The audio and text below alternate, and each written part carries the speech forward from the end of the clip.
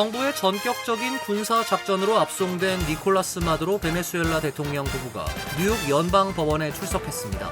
마두로 대통령은 제기된 혐의를 일체 부인했으며 자신은 전쟁 포로에 해당한다고 주장했습니다. TSA가 항공 여행객 정보를 ICE와 공유하고 있는 사실이 드러나면서 일부 시민권자의 경우 항공기 탑승 시 주의가 필요하다는 경고가 나오고 있습니다. DHS의 입국 제한 조치 확대에 따라 추가로 20개국 출신 이민자들의 이민 관련 신청 절차를 전면 중단했습니다. 해당 국가 국민의 비자 영주권, 시민권 망명 심사가 모두 보류됩니다. 뉴욕 한인회가 또다시 법정 공방에 휘말렸습니다. 이사장 자리를 놓고 부이사장 자격으로 자동 승계를 주장하는 문영훈 이사 측과 문 이사는 이사회의 인준을 받지 못했다며 신임 이사장을 선출한 한인회가 결국 법정에서 자격 여부를 가리게 될 것 같습니다. 정부가 어린이들에게 백신 예방접종을 권장해온 질병 항목을 종전 17가지에서 11가지로 대폭 축소했습니다.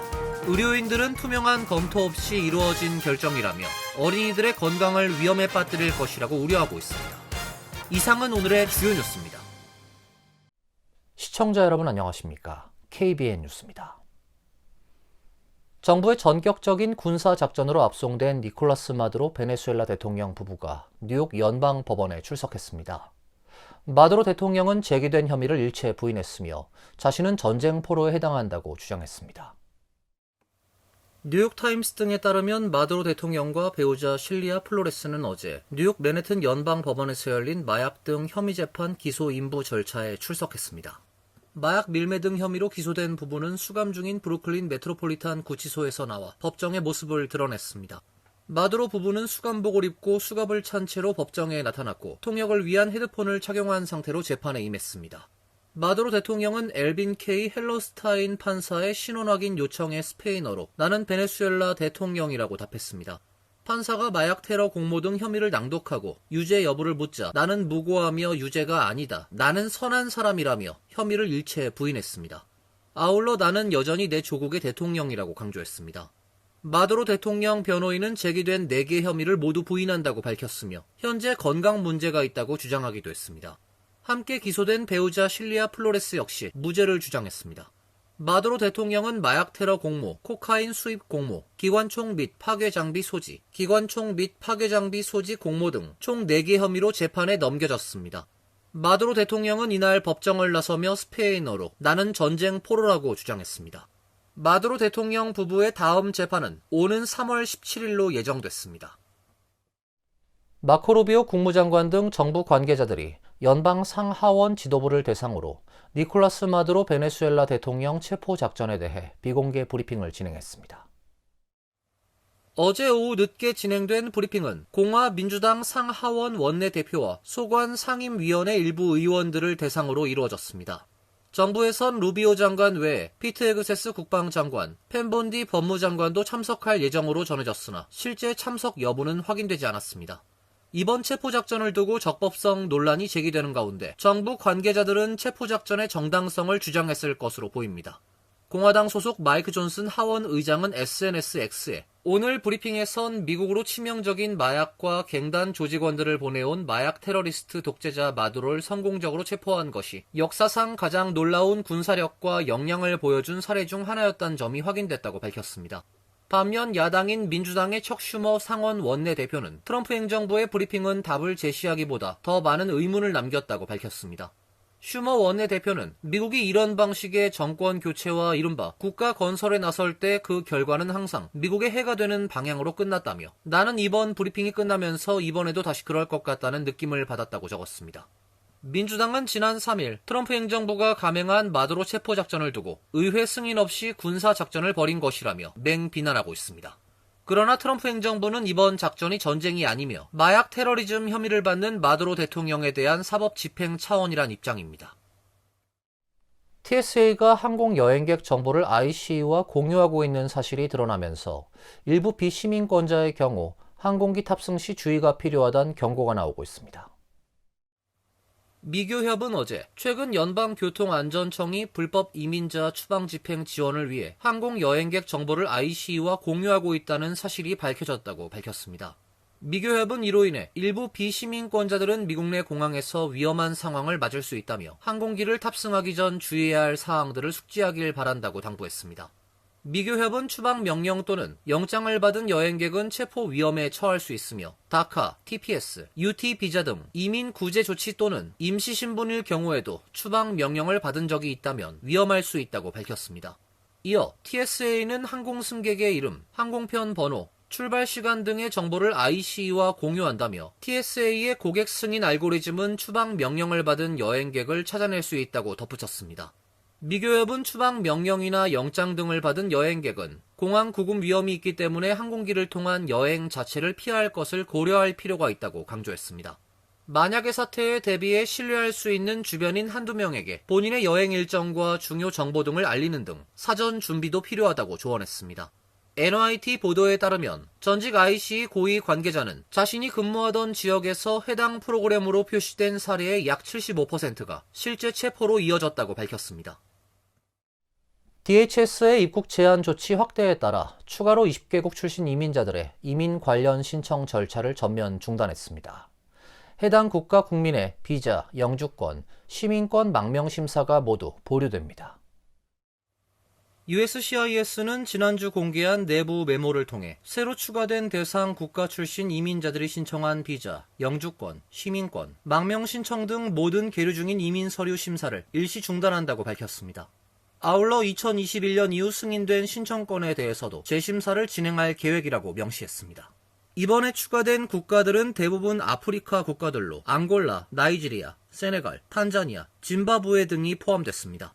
앞서 트럼프 행정부는 지난달 미국 입국 제한 대상 국가를 기존 19개국에서 39개국으로 확대했으며 여기에 팔레스타인 자치정부도 포함시켰습니다. DHS는 이번 조치의 배경으로 국가안보와 공공안전에 대한 우려를 강조했습니다. USCIS는 고위험 국가 출신 외국인이 미국 내에서 국가안보나 공공안전에 위협이 되지 않도록 하는 것이 우리의 책무라며 체류 초과율이 높거나 사기 사례가 빈번하거나 또는 그 두 가지 모두에 해당하는 국가로부터의 이민 흐름은 중단돼야 한다고 밝혔습니다. 다만 월드컵과 올림픽에 참가하는 선수 및 팀 관계자 등 일부 예외 조항은 인정된다고 설명했습니다. 뉴욕 한인회가 또다시 법정 공방에 휘말렸습니다. 곽호수 전 이사장의 사임 이후 이사장 자리를 놓고 부이사장 자격 자동 승계를 주장하는 문영훈 이사 측과 반면 문 이사는 이사회에서 인준을 받지 못했다며 신임 이사장을 선출한 한인회가 결국 법정에서 자격 여부를 가리게 될 것 같습니다. 뉴욕 한인회 이명석 회장은 어제 이사회에서 문영훈 이사가 뉴욕 한인회 이사장 자격을 묻는 소송을 제기했다고 밝혔습니다. 문 이사는 지난 2일 퀸즈 법원에 뉴욕 한인회에 적법한 이사장을 판정해달란 내용의 소장을 제출한 것으로 알려지고 있습니다. 소송의 피고는 뉴욕 한인회의 이명석 회장과 이 에스더 이사장, 김동민 고문 변호사 등입니다. 소송은 지난달 23일 열린 이사회에서 이명석 회장 측이 문영훈 부이사장 인준을 부결시켜 이사장 자격을 박탈한 뒤 이 에스더 이사장을 선출한 것에 대한 대응입니다. 문 이사는 곽호수 이사장 사임 이후 이사장직을 자동 승계했다고 주장하고 있습니다. 이명석 회장은 이사회 모두 발언에서 한인회에 좋지 못한 모습을 보여서 죄송하게 생각한다며 한인 사회를 위해 열심히 봉사하는 한인회가 되겠다고 밝혔습니다. 이제부터 뉴욕 한인회는 이제 더욱더 열심히 우리 한인회와 한인 사회를 위해서 열심히 봉사를 하고 또 저 역시 좀 더 분발해서 여러분들께서 인정하는 한인회장이 되도록 열심히 노력하겠습니다. 이명석 회장은 이사회 시작에 앞서 기자들에게 문 이사의 소송에 대해 한인회 차원의 대응을 준비하고 있다고 밝혔습니다. 앞서 김동민 고문 변호사는 지난달 30일 문 이사가 자신의 명예를 훼손했다고 주장하는 소송을 제기했습니다. 한편 어제 이사회에서 한인회는 조동현 부이사장을 선출하고 음갑선 수석 부회장을 인준했습니다. 도널드 트럼프 대통령이 연방 대법원이 심리 중인 상호 관세로 인한 이익을 부각시키며 또다시 법원을 압박했습니다. 6천억 달러에 달하는 관세 수익에 대한 보도를 하지 않는다며 언론도 비난했습니다. 트럼프 대통령은 어제 SNS 트루스 소셜에 우린 관세로 6천억 달러를 징수했거나 징수할 예정이라며 그러나 가짜뉴스 언론은 이를 다루기를 거부한다고 적었습니다. 이어 언론이 이러한 막대한 관세 수익을 보도하지 않는 이유로 그들은 우리나라를 싫어하고 경멸하기 때문이고 사상 가장 중요한 대법원의 관세 결정에 간섭하려 하기 때문이라고 주장했습니다. 트럼프 대통령은 관세 덕분에 우리나라는 재정적으로 그리고 국가안보 관점에서 그 어느 때보다 훨씬 더 강력하고 존중받고 있다고 말했습니다. 이러한 게시글은 대법원의 상호관세 관련 판결이 임박함에 따라 관세로 인한 대규모 수익을 강조하며 거듭 여론전에 나선 것으로 풀이됩니다. 그는 지난해부터 줄곧 관세 정책의 정당성과 미국 경제에 미치는 이익 등을 강조해왔습니다. 트럼프 대통령은 지난 2일에도 트루소셜에 관세는 우리나라의 압도적 이익이고 이전까지 누구도 보지 못했던 수준으로 국가안보와 번영에 크게 기여해왔다며 우릴 불공정하게 대우하는 다른 나라들의 관세를 부과할 능력을 잃는다면 미국에 심각한 타격이 될 것이라고 주장했습니다. 대법원은 트럼프 대통령이 지난해 4월 미국의 대규모 무역 적자를 비상사태로 규정하고 각국의 상호관세를 부과한 것이 대통령으로서 정당한 권한 행사인지를 심리 중이며 이르면 이달 안에 판결이 나올 가능성이 거론되고 있습니다. 정부가 어린이들에게 백신 예방 접종을 권장해온 질병 항목을 종전 17가지에서 11가지로 대폭 축소했습니다. 의료인들은 투명한 검토 없이 이루어진 결정이라며 어린이들의 건강을 위험에 빠뜨릴 것이라고 우려하고 있습니다. 보건복지부는 어제 발표한 보도 참고 자료에서 트럼프 대통령 지시에 따라 여러 선진국 사례를 검토한 결과 미국 소아 예방 접종 관행에 대한 과학적 평가 권고안을 수용해 CDC의 실행을 지시했다고 밝혔습니다.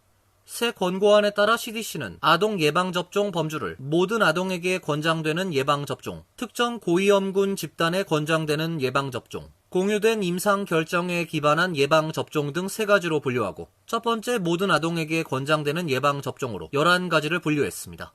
대상 항목은 홍역, 유행성 이하선염, 풍진, 소아마비, 백일해, 파상풍, 디프테리아, B형 HIV, 폐렴구균 질환, HPV, 수두 등입니다. 이는 2024년 말 기준 CDC가 모든 아동에게 권장한 17가지 예방접종 항목에서 6가지가 줄었습니다. 아울러 CDC는 HPV 백신도 1회 접종이 2회 접종과 동일한 효과를 나타낸다는 결론을 내고 백신 접종 횟수를 2회에서 1회로 줄이기로 했습니다. 종전에 모든 아동에게 권장된 호흡기 세포 융합 바이러스와 AB형 간염, 댕기열, 수막구균성 질환 등은 특정 고위험군 집단에만 권장하고 로타바이러스와 코로나19, 인플루엔자 등은 임상 결정에 기반한 예방접종으로 분류해 의사 판단이 있을 경우에만 접종이 권장됩니다. 정부는 이번 권고안이 20개 선진국을 대상으로 한 비교 검토 결과 만들어진 것으로 덴마크의 경우 10개 질병에 대해서만 예방접종을 실시하고 있다고 설명했습니다. 하지만 보건의료계에서는 즉각 반발했습니다. 의료인들은 공개 토론이나 과학적 데이터에 대한 투명한 검토 없이 이루어진 이번 결정이 어린이들의 건강을 위험에 빠뜨릴 것이라며 우려하고 있습니다. 맨해튼 60스트리트 남단으로 진입하는 차량에 통행료를 부과하는 혼잡 통행료 프로그램이 시행 1년을 맞았습니다. 교통량은 줄고 차량 평균 속도는 빨라졌다는 긍정적인 평가가 나왔습니다. NYT에 따르면 지난해 1월 맨해튼 혼잡 통행료가 시행된 후 맨해튼 중심 지역으로 진입하는 차량이 하루 평균 약 7만 3천 대 감소했습니다. 지난 1년 동안 줄어든 교통량은 총 2,700만 대에 달한다고 긍정평가했습니다. 뉴욕타임스는 통행료가 $9에서 $2 25센트로 낮아지는 야간 할인 시간대가 시작되는 평일 오후 9시 부근과 종료되는 오전 5시 직전에 맨해튼 중심 지역으로 진입하는 차량 수가 급증하는 양상을 보이는 것을 통행료 시행에 따른 교통량 감소의 근거 중 하나로 제시했습니다. 통행료가 부과되는 맨해튼 60스트리트 남단은 물론 뉴욕시 전체적으로 교통 흐름도 눈에 띄게 개선된 것으로 나타났습니다. 지난해 맨해튼 60스트리트 남단의 차량 평균 속도가 전년 대비 4.5% 빨라졌고 60스트리트 인근 외곽 지역은 2.2% 개선됐습니다. 오전 출근 시간대 맨해튼을 잇는 교량과 터널 차량 속도도 빨라졌습니다.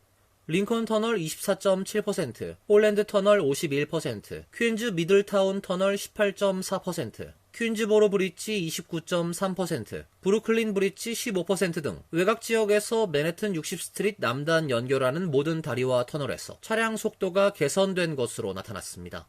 대중교통 이용객은 크게 늘어나 전철의 하루 평균 이용객 수가 이전보다 약 30만 명 증가했습니다. 시행 첫 해 혼잡 통행료 수입은 제반 비용을 제외하고 약 5억 5천만 달러로 예상됩니다. 수익금은 뉴욕시 대중교통 기반 시설 개선을 위해 투자될 계획입니다. 이어서 간추린 소식입니다. 뉴욕주 보건국에 따르면 지난달 넷째 주 독감으로 인해 입원한 뉴욕 주민은 4,546명으로 이는 전주 대비 24% 증가한 수치이자 역대 최고치입니다. 독감 진단을 받은 환자 수도 지난달 7만 2천여 명을 기록하며 역대 최고를 기록했습니다. 지난달 넷째 주 뉴욕시 병원에 입원한 전체 환자 중 호흡기 질환으로 입원한 환자 비율은 14.7%로 전주 대비 소폭 증가했습니다. 보건당국은 심각한 독감 사례와 유행 시기에 대해 경고하며 아직 백신 접종을 받지 않은 주민들에게 접종을 촉구하고 있습니다. 조란 맘다니 뉴욕시장은 지난 4일 브롱스의 한 아파트에서 기자회견을 열고 뉴욕주 공무원으로서 어포더블 하우징 공급과 세입자 권리 옹호 활동을 해온 디나 레비를 신임 뉴욕시 주택보존개발국장으로 임명한다고 밝혔습니다. 레비 신임 국장은 기자회견이 열린 아파트를 개발하는 데 역할을 했던 인물입니다. 신임 레비 국장은 주 정부 공무원 경력을 바탕으로 주택 공급 시 필요한 자금 조달 방안, 건설 프로세스 촉진 등에 몰두할 계획입니다. 맘다니 시장은 앞으로 100일 이내에 세입자들이 노후화한 건물과 취출물, 과도한 렌트 등에 대해 불만을 토로할 수 있는 공청회를 열겠다고 발표했습니다. 뉴욕시는 공청회를 통해 얻은 자료를 바탕으로 시 정부의 새로운 주택 정책을 수립하는 데 필요한 기초 자료를 마련하겠다는 계획입니다. 퀸즈 보로청이 커뮤니티 보드 위원 지원 접수를 시작했습니다. 도노반 리차드 퀸즈 보로장은 우리 지역을 더 나은 곳으로 만들고자 하는 마음이 있다면 커뮤니티 보드 위원에 지원해 주셨으면 한다고 전했습니다. 커뮤니티 보드 위원으로 선정되면 오는 4월 1일부터 2년간 위원으로 활동하게 되며 토지 사용과 조닝 변경에 대한 자문 및 심의 역할을 담당합니다. 또 공공정책에 대한 공청회에서 지역 주민들의 목소리를 대변하는 임무도 맡게 됩니다. 지원은 온라인으로 할 수 있으며 지원 마감일은 내달 13일입니다. 신규 지원자와 연임을 희망하는 현직 위원 모두 지원 가능합니다.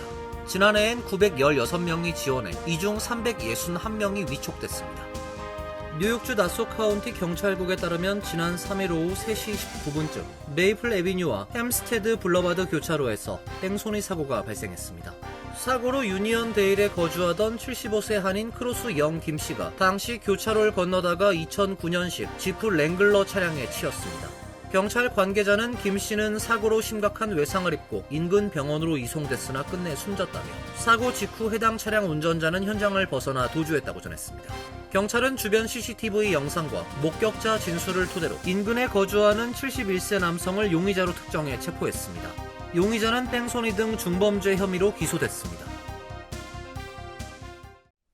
환율과 증권 소식입니다.